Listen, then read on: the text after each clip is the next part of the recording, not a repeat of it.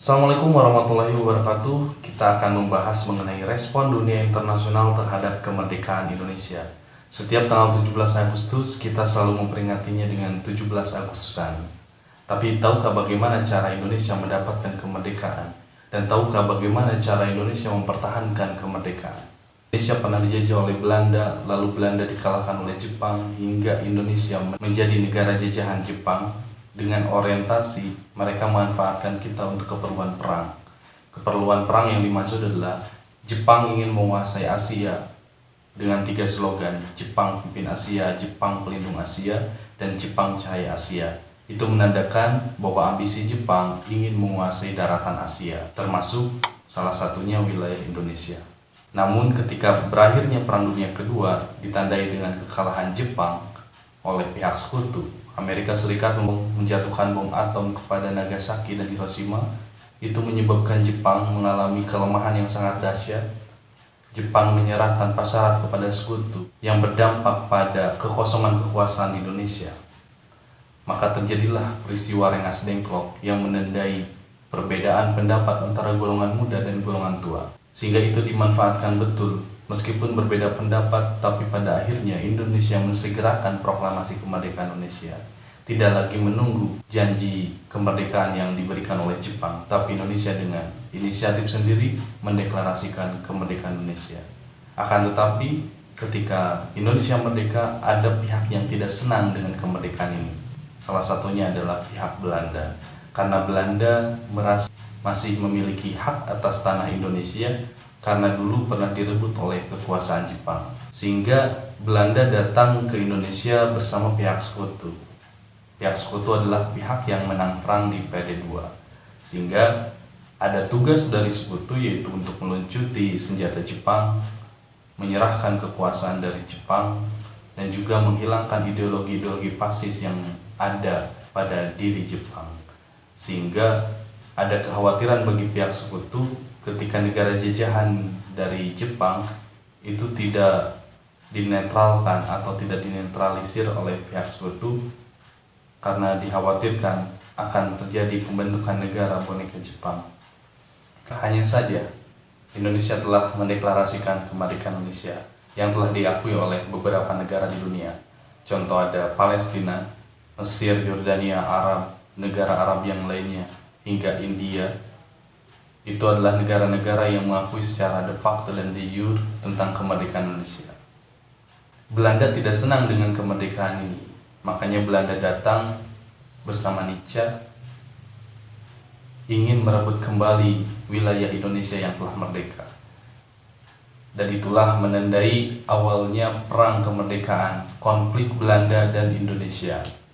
Perang terjadi di berbagai daerah.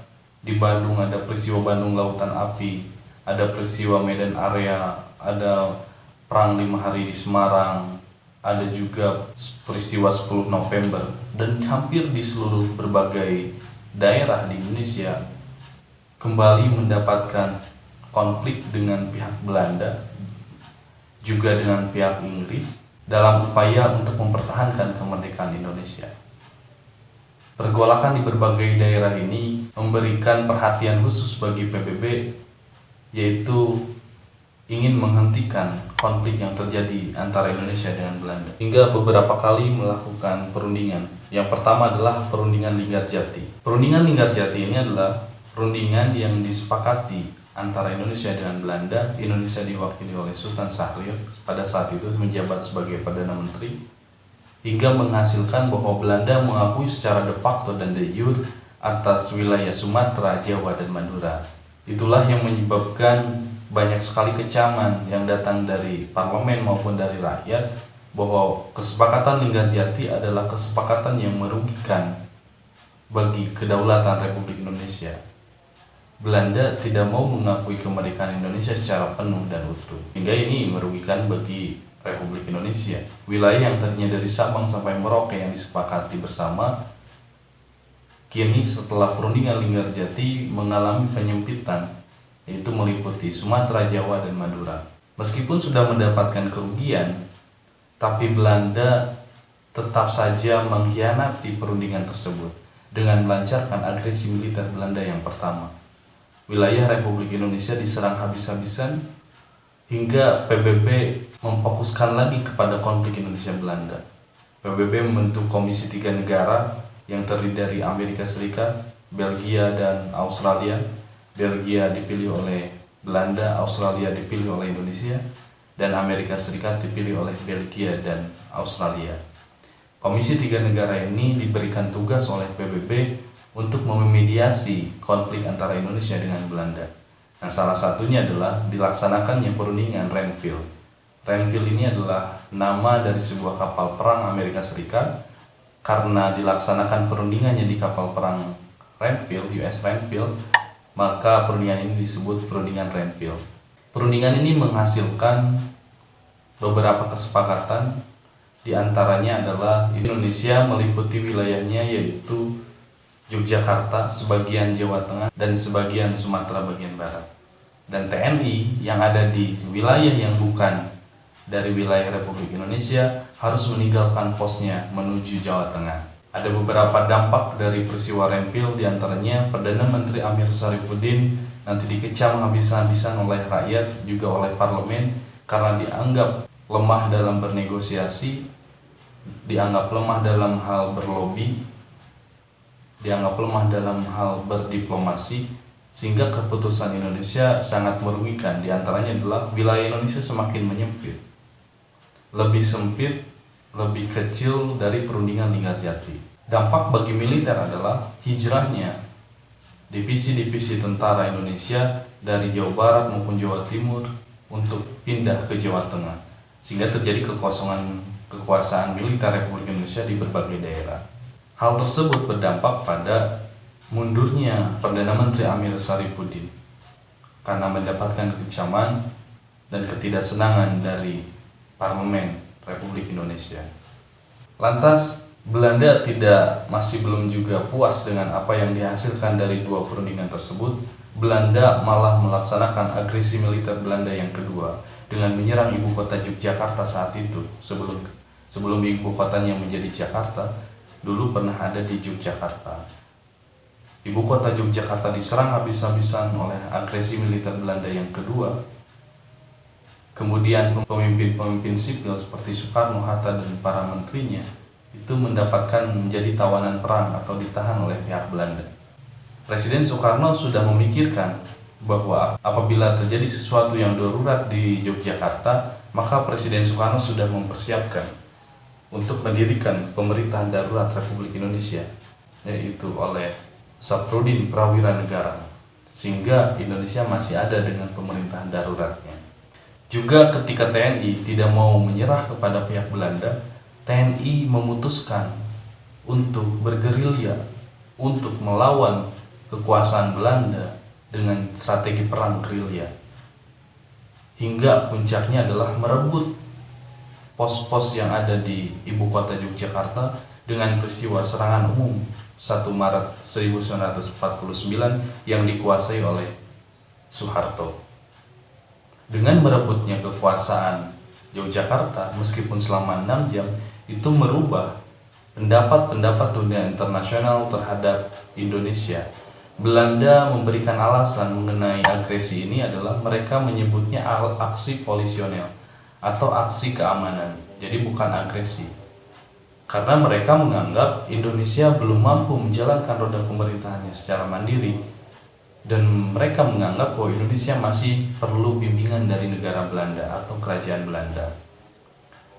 Dengan menyerahnya pemimpin sipil, juga dikuasainya ibu kota, itu menandakan bahwa apa yang disampaikan oleh Belanda itu dapat diyakini bahwa Indonesia belum mampu menjalankan roda pemerintahnya secara mandiri. Tapi ketika TNI merebut kembali ibu kota Yogyakarta, itu merubah pandangan dunia bahwa Indonesia masih ada, Indonesia masih bisa melawan kekuasaan dari pihak Belanda. Dan lagi-lagi PBB juga, Perserikatan Bangsa-Bangsa, memberikan perhatian kepada konflik Indonesia dengan Belanda dan mengusulkan segera melaksanakan perundingan supaya konflik antara Belanda dan Indonesia segera berakhir.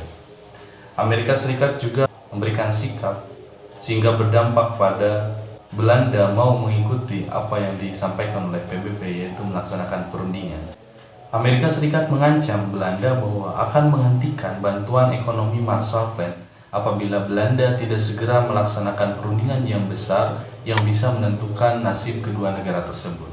Maka Belanda tergertak oleh ancaman dari Amerika Serikat, dan Belanda mengupayakan untuk membentuk sebuah perundingan yang besar atau konferensi meja bundar yang dapat menghasilkan kesepakatan bersama tentang pembentukan negara secara mandiri ataupun penyerahan kekuasaan dari Belanda ke Indonesia ataupun pengakuan kemerdekaan Indonesia dari pihak Belanda.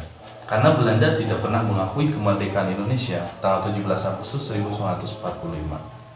Sebelum mengadakan konferensi meja bundar, Indonesia dan Belanda melaksanakan konferensi atau perundingan Rumruyen, di mana di sana ada beberapa kesepakatan, di antaranya adalah membebaskan tawanan perang akibat agresi militer Belanda kedua, dan juga menempatkan kembali pos-pos TNI atau militer ke posnya masing-masing, dan juga diadakannya gencatan senjata, di mana peperangan dihentikan antara pihak Indonesia dengan pihak Belanda. Dengan diadakannya konferensi meja bundar ini menandakan berakhirnya konflik antara Indonesia dengan pihak Belanda. Meskipun dalam kesepakatannya Indonesia menyepakati dibentuknya Republik Indonesia Serikat, di mana di dalamnya terdapat negara-negara bagian selain Republik Indonesia, dan Republik Indonesia menjadi bagian salah satu dari Republik Indonesia Serikat. TNI Kenil itu dilebur menjadi APRIS, Angkatan Perang Republik Indonesia Serikat, di mana Republik Indonesia dan Belanda memiliki hubungan yang khusus yang dikepalai oleh Ratu Belanda, di mana disinilah kedekatan mengenai Uni Indonesia Belanda. Di konferensi meja bundar juga dibahas mengenai masalah Irian Barat, di mana Irian Barat belum juga berintegrasi dengan negara Republik Indonesia dan masih menjadi kekuasaan Belanda. Dalam konferensi meja bundar disebutkan bahwa Belanda dan Indonesia akan membicarakan lagi tentang masalah Irian Barat 1 tahun kemudian. Namun beberapa tahun kemudian tidak kunjung dibicarakan. Konferensi meja bundar juga mengakhiri konflik antara Indonesia dan Belanda. Hanya saja Belanda seperti menyimpan bom waktu karena telah membentuk negara-negara yang atas kehendak Belanda atau disebut juga negara boneka, seperti negara Sumatera Timur, negara Jawa Timur, negara Pasundan dan yang lainnya, sehingga Belanda berharap ketika Belanda meninggalkan Indonesia, di Indonesia terjadi konflik antar negara bagian, karena pemimpin-pemimpin negara bagian tersebut adalah dipilih atas kehendak pemerintahan Belanda, sehingga Belanda meyakini bahwa konflik internal akan segera terjadi, dan itu akan menjadi bom waktu kehancuran Indonesia. Namun sayang, mimpi Belanda mengenai hal itu musnah karena beberapa bulan setelah konferensi meja bundar, negara-negara bagian tersebut sepertinya merasa bahwa mereka sadar bahwa mereka telah diadu dombakan oleh pemerintahan Belanda, sehingga beberapa bulan kemudian yang tadinya Undang-Undang RIS berubah menjadi Undang-Undang Sementara 1950. Itu menandakan kembali lagi ke NKRI. Meskipun sistem pemerintahannya terus berubah, baik itu demokrasi liberal, demokrasi terpimpin, hingga kembali ke Undang-Undang Dasar.